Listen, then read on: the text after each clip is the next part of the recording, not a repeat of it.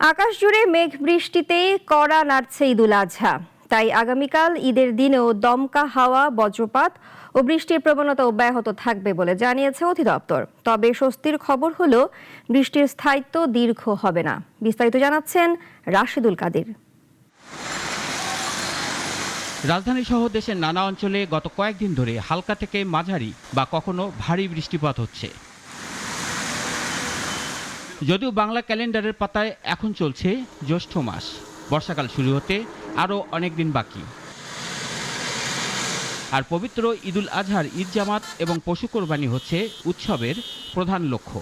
সে কারণে মানুষের মধ্যে এখন প্রশ্ন জেগেছে, ঈদের দিনে কেমন থাকবে আবহাওয়া। চলমান বৃষ্টির 5 দিনের পূর্বাভাস দিয়েছিল আবহাওয়া অফিস।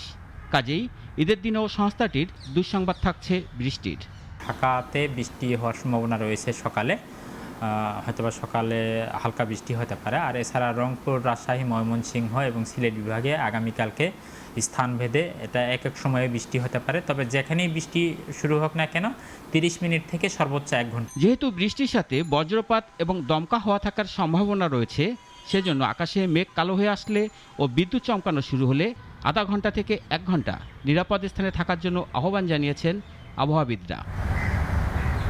রাশেদুল কাদির, নাগরিক, ঢাকা।